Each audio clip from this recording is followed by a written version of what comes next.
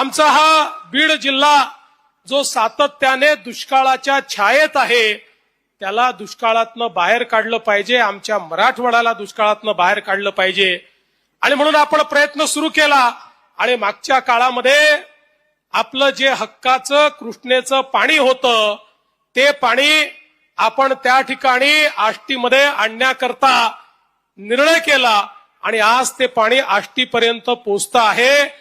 पण तिथपर्यंत केवळ पोचून चालणार नाही, अख्ख्या जिल्ह्याला त्या ठिकाणी आपल्याला पाणीदार करायचं आहे आणि तोच आमचा प्रण आहे. आताच या गावच्या लोकांनी देखील मागणी केली. खरं म्हणजे आताची आमची परिस्थिती अशी आहे की एका हौदात पाणी आहे आणि प्रत्येकाला त्याच हौदातनं पाणी हवं आहे. पाणी वाढत नाहीये, मागणारे वाढतायत. त्याच्यामुळे एक मोठं संकट तयार झालंय. पण मला या ठिकाणी सांगितलं पाहिजे की संतांच्या आशीर्वादाने या मराठवाड्याला कायम दुष्काळ मुक्त करण्याकरता समुद्रात वाहून जाणारं 53 टीएमसी पाणी हे गोदावरीच्या खोऱ्यात आणण्याच्या योजनेला आम्ही मान्यता दिलेली आहे.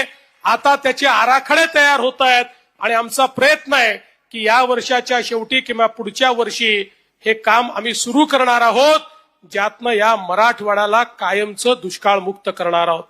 आणि त्यासोबत आपल्याला माहिती आहे सुरेश अण्णा की या ठिकाणी 21 टीएमसी पाणी हे मराठवाड्याला मिळायला हवं होतं. पण ज्यावेळी आम्ही निर्णय केला त्यावेळी लक्षात आलं की केवळ 7च टीएमसी पाणी आहे, उरलेलं पाणी ऑलरेडी पळवलेलं आहे.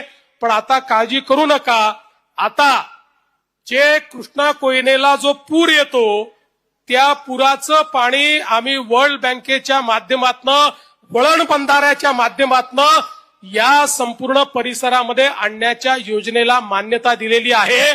आणि या मे महिन्यामध्ये त्याचं टेंडर देखील आम्ही काढतो, ज्यातनं हे सगळं पाणी त्या ठिकाणी आपण खऱ्या अर्थानं मराठवाड्याकडे आणू.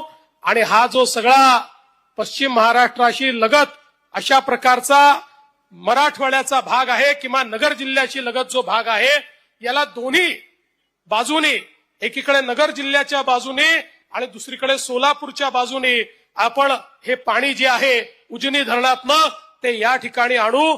अशा प्रकारचा जवळपास म्हणजे आपल्याला आश्चर्य वाटेल 30 टीएमसी पाणी हे त्या ठिकाणी वळण बंधाऱ्याच्या माध्यमातून आपल्याला प्राप्त होत आहे.